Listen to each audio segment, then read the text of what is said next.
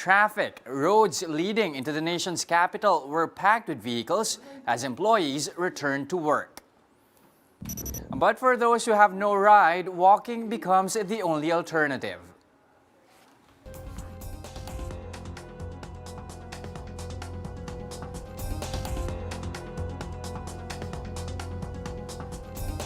Trade Chief Mon Lopez says those pictures showing flocks of people inside malls are nothing but fake news. Ria Fernandez tells us more. After the enhanced community quarantine was lifted last Saturday, photos showing crowded malls started circulating on social media. But Trade Secretary Mon Lopez was quick to discredit these. During this morning's online House meeting for the new normal bill, the Secretary matched such alarming reports with images as well. We made an inspection also yesterday just for me to see also and verify the various fake news that are coming out, that there's so many people that violate ang social distancing in the opening of the malls. Dito, we can see that hindi naman ganon kadami ang tao. In fact, nakakaawa nga ang mga tindahan at ang malls dahil konti ang tao talaga. Lopez said that prior to the lifting of the MECQ, the agency has already issued interim new normal guidelines. Aside from wearing face masks, temperature checks, and disinfection procedures, the guidelines also include regulation of AC units to 26 degrees, no Wi-Fi, and suspension of sale in malls. He also assured that the government is working on providing aid for small businesses affected by the COVID-19 crisis. Meanwhile, the possible new normal setup in schools was also discussed. Among the suggestions of Deputy Speaker El Rey Villafuerte is the use of partitions in each chair in classrooms, similar to other countries once classes resume on August 24. But for Pasig Representative Roman Romulo, this is impossible for public schools with huge populations. The lawmaker also noted that not all students have access to the internet. In answer to kung kay Kong Roman, we understand that there are high schools that have 3,000 students. So I think we should encourage staggered school times. People should go in at 6, 7, 8. I think we should lessen the school hours from instead of 5 to 8 hours to less, so to accommodate more students. We need more classrooms, definitely. Online and digital education definitely should be promoted. DepEd bared almost the same plan for its Balik Eskwela. Romulo, however, said it will be better if the agency submits to the lower chamber its detailed measures sometime in June. DICT, meanwhile, is pushing for the conversion of internet cafes into digital classrooms and offices. For News 5, Ria Fernandez, We Are One News. Fake news or not, all shopping malls in Cavite were temporarily closed just 2 days after they reopened. Apparently, the provincial government has learned that shopping centers have been lax in enforcing quarantine rules. Gerard de la Peña with the story. Cavite Governor John Vic Remulla ordered the temporary closure of malls again after he observed that social distancing within their premises were pretty much ignored when they reopened. The shutdown order also included groceries and pharmacies inside the shopping centers. Remulla said Cavite mayors themselves endorsed the closure until management are able to present plans on how to ensure physical distancing. He also pointed out that in just 4 days since May 13, the province has recorded 36 new positive cases of COVID-19, bringing the total to 275. The government also called out residents who abused their quarantine passes and work permits just so they could go malling. Meanwhile, 7 SM malls in Cavite said they will comply with the directive. Robinson's Cavite Malls also advised that 3 of its malls will be temporarily closed. The District Ayala malls also followed the closure order. Metro Manila residents also flocked to different shopping centers over the weekend.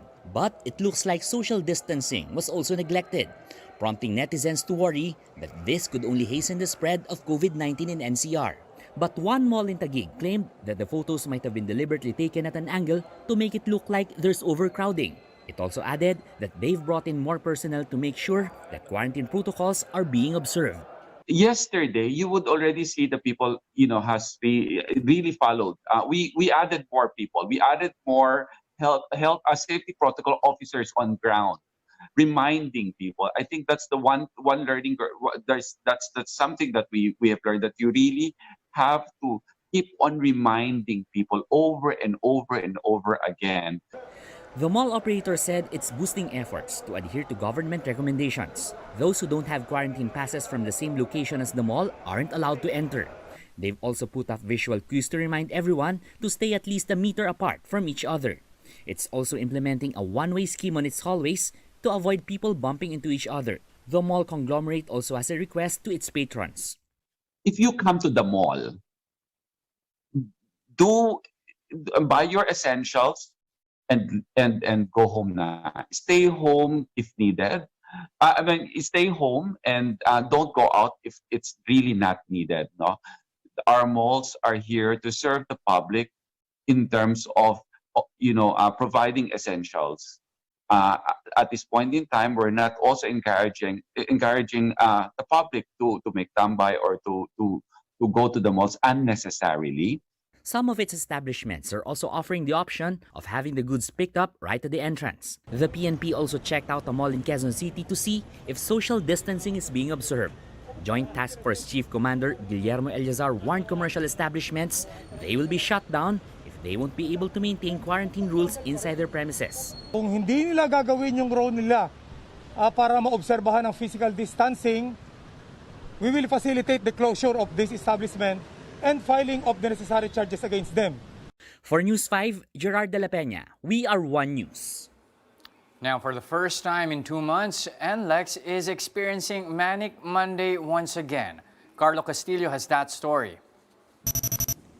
Even before the clock struck 8 this morning, traffic buildup along NLEX was already several kilometers long.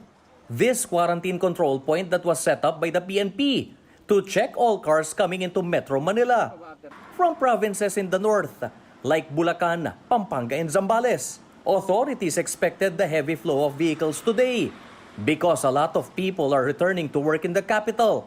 But they reminded commuters that only passengers who are authorized to travel will be let through. This car was barred from entering NCR because there was a minor inside. Ano pong trabaho natin, ma'am? Ako po pauwi. Ang daddy ko po yung Magkatrabaho po yung daddy nyo, tapos kayo po pauwi lang po. Sir, pasensya na po tayo kasi bawal po tayo pumasok ng Manila ngayon kasi dumadami po yung cases natin. Baka may meron pa po tayong batang kasama, sir. Lahat po ng kailangan natin ay open po. Katulad po sa Bulacan po tayo. Lahat po ng kailangan natin nasa Bulacan din po. This shuttle was ferrying 8 employees of a glass and aluminum company, but only 4 of them have valid IDs. Kasi training lang po kami. Training po. Hindi ba kayo binibigyan ng ID ng kumpanya kahit na training o OJT kayo? Nakalimutan po namin sa tindahan. Kung gusto nila, pwede dumiretso yung may ID. Then, balik yung walang ID.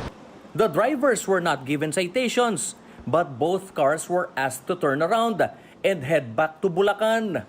Over in Balintawak, many employees decided to walk in the length of EDSA to get to their workplaces since public transportation remains suspended.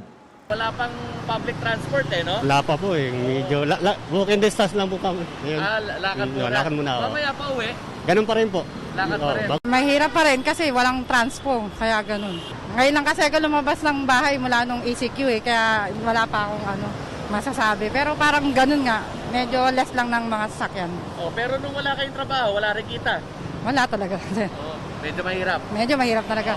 Now that Metro Manila has moved to a modified ECQ, it is expected that 50% of employees in the capital will start pouring in. While some companies provide shuttle services to employees, but for the unlucky ones, walking to your destination is the new normal. Carlo Castillo, we are One News. COVID-19 cases in the Philippines are still rising. As of 4 p.m. on Monday, the Philippines records 200 more coronavirus infections. Majority of the patients are from Metro Manila. The sick list has grown to more than 12,700.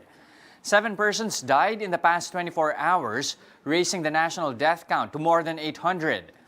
94 patients recovered from the SARS-like disease overnight. So far, more than 2,700 patients have survived COVID-19.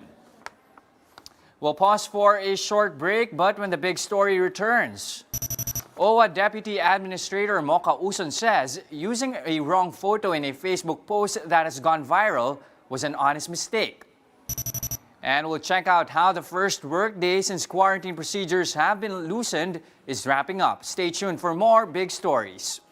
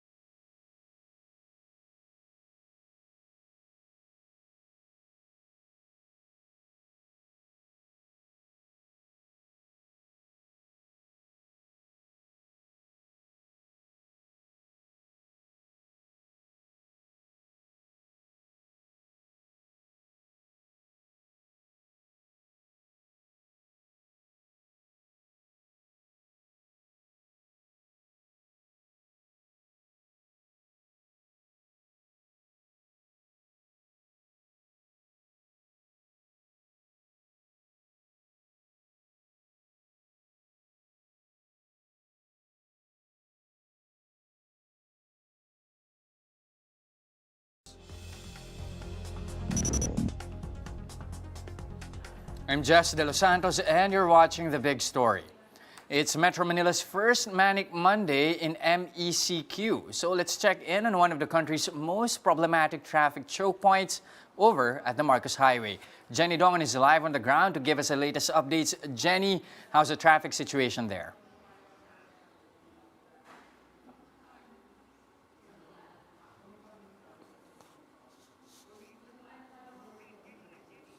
Again, Jenny, how's the situation looking like there over at Marcos Highway?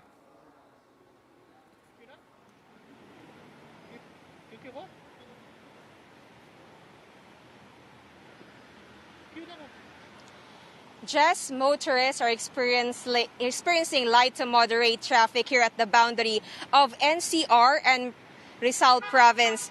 But early this morning, heavy traffic was observed on the most areas or main roads going to work or going to Metro Manila, particularly along Marcos Highway. Motorists have to pass through a checkpoint as they head to work on the first Monday under the modified enhanced community quarantine. Lines of vehicles stretching as far back as a kilometer. This was the scenario at the boundary of NCR and Rizal as the non-stop flow of motorists slowed at the checkpoint. Despite the downgraded quarantine rules, JTF Commander Police General Guillermo Eleazar insists the PNP will continue to implement strict protocols at checkpoints and common places. Eleazar reiterates they will not tolerate violators and will only allow frontliners, workers in essential industries, and those who will buy essential goods to pass through. The task force commander also visited malls in Quezon City to ensure that social distancing is being implemented. Eleazar reminded security managers to implement the no quarantine pass, no entry protocol, and strictly prohibit individuals to enter the establishment if they are not a resident of that place. Yung mga tao mag-a-avail ng mga goods and services, ito ngayon ay dapat hindi magkocross ng border. Meaning, tayo ay nasa boundary. Wala dapat dito naliliban, papasok o palabas man ng Metro Manila na ang purpose nila is pumunta sa mga establishment na nagbebenta ng mga goods and services. Dahil dapat nila itong i-avail kung saan sila naandun. Just meanwhile, the PNP confirmed that 67,000 police personnel have been deployed in different areas in the country. This is to ensure that the guidelines and protocols under MECQ or GCQ part in the country are strictly prohibited. Jess. All right, thank you for those updates. Jenny Dongan reporting to us live. Now, these are the other big stories today. OWA Deputy Administrator Mocha Uson appeared before the NBI to submit her response to a fake news complaint filed against her. Uson earlier claimed in a Facebook post that some 15,000 sets of PPEs were purchased by the government when in fact they were donated by a private organization. She also said that she grabbed the wrong photo from an article in the Philippine Star. Yung impormasyon na gusto kong i-share sa publiko, may ginagawa ang gobyerno para pangalagaan yung frontliners natin. Nagkamali lang, honest mistake yung sa photo. However, the NBI said they will not withdraw the complaint even if Uson has publicly apologized. NBI Cybercrime Division Chief Vic Lorenzo said they are expecting an affidavit by next week. He added that Uson's camp can submit documents without personal appearance, but this has to be done as soon as possible. Ang apology will not extinguish yung criminal liability mo when you committed an offense. Meron siguro persuasive effect yan doon on the part of the judge or the prosecutor on whose part of the prosecutor who's going to assess yung specific case. The Department of Information and Communications Technology plans to turn internet cafes into digital classrooms as part of the flexible learning system. DICT Undersecretary Eliseo Rio said that internet cafes can be repurposed and reconfigured to serve students who need to attend online classes and even employees who are working remotely. Rio added that they will put up satellite internet connection in communities that could not be reached by the country's telcos. The lower house recalls its approval on second reading of a bill seeking to grant ABS-CBN provisional franchise. This comes after Albay Representative Edsel Lagman questioned the legality of the process last May 13, which approved House Bill 6732 on first and second reading on the same day. Citing the Constitution, Lagman says speeding up the process in such manner is only allowed if the bill was certified urgent by the President. As a result, this opens the bill to amendments and debate. There is need to remove any cloud of doubt on the constitutionality of the passage of House Bill number 6732 to foreclose any reason for a presidential veto. Meanwhile, ABS-CBN reiterates that all accusations against the company discussed in today's session have been answered in previous hearings. It adds that even the Labor Department, the SEC, the NTC, and the BIR have all testified that ABS-CBN had no violations.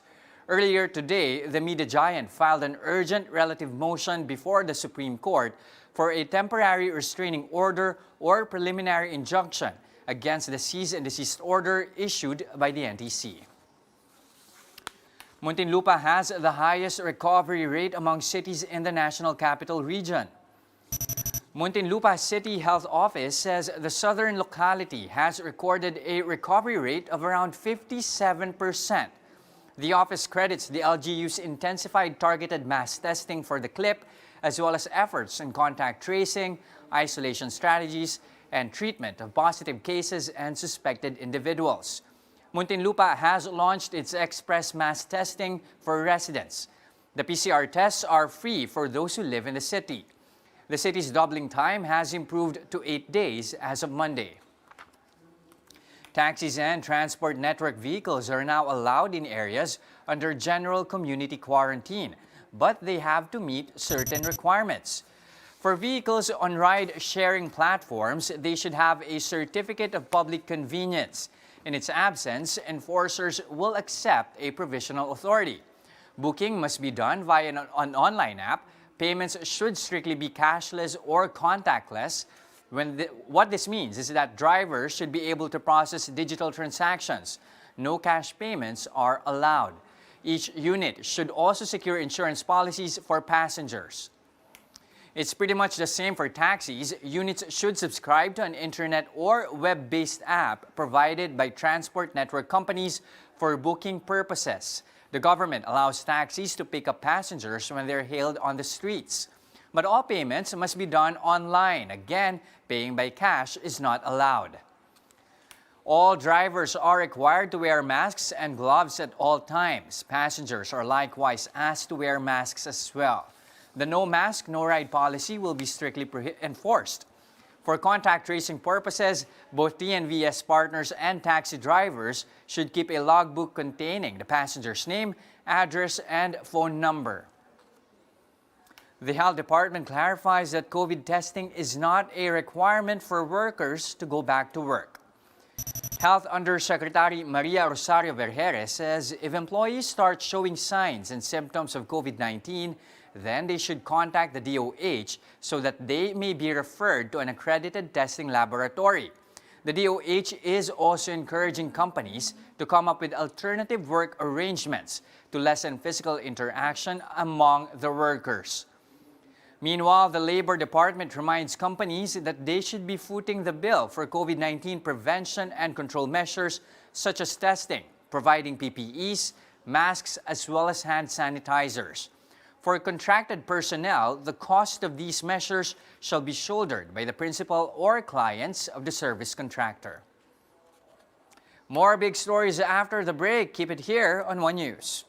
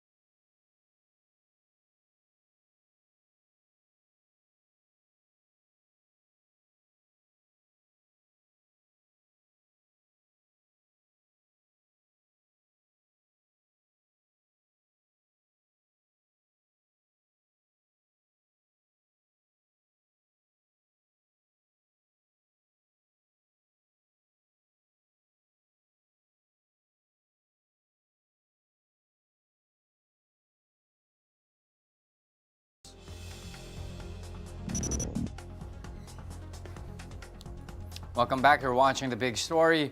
The PNP had already explained its version of the story on the alleged mauling of a factory worker in Cavite. But for a renowned forensics expert, the suspect's injuries are not consistent with what Cavite police are claiming, that they were self-inflicted. In an interview with 1PH, Dr. Raquel Fortun said a person who fell upon tripping would normally injure his knees or hands first. If the person would hit his face, there should be abrasions, which in the case of Campo are very minimal. In fact, Fortun says the injuries shown in the pictures appear to be consistent with Campo's version that he was hit several times with a club. Pag tinignan mo yung mga sugat, yung mga pasa, mukhang merong pattern injury. May mga pahaba, malapad na pahaba, na several times mong makikita, and therefore that implies several times na inflicted. Elsewhere around the world, Brazilians are literally taking their home workouts to the top. Some residents hold workout classes on rooftops of their residential buildings. This was spearheaded by a gym instructor based in Sao Paulo who started hosting outdoor workout sessions with his neighbors. This is the best alternative in the meantime, with their city still on lockdown due to the COVID-19 pandemic. A COVID-19 positive overseas Filipino worker who fled from a hotel quarantine facility has been located and returned to the quarantine site. This was confirmed by OWA Administrator Hans Gov't. In a meeting with the Philippine Coast Guard earlier, Gov't said that the OFW has been brought to a DOH treatment facility. Those who came in contact with the OFW has also been isolated. Gov't said that the migrant worker fled the quarantine facility before his swab test results came out. He has been located, identified, no? So the situation is under control. Na-isolate na yung kanyang inuwian, pati yung mga taong inuwian niya. So the situation is under control. Medical protocols have taken over. Fast break now to Sports Rush. Professional football has kicked off once again in Germany. Germany's Bundesliga football season resumed Saturday after a 2-month break caused by the pandemic. But games were held in empty stadiums where strict hygiene measures were also implemented. The game's authorities were keen to restart the country's top 2 divisions, with several clubs facing financial difficulties because of the suspension of matches. And that wraps up today's big story. Catch us again tomorrow at 8 p.m. on Signal Channels 8 and 250. Please like our Facebook page, One News. For more in-depth analysis, visit our webpage, onenews.ph. I'm Jess De Los Santos. We are One News. Good evening.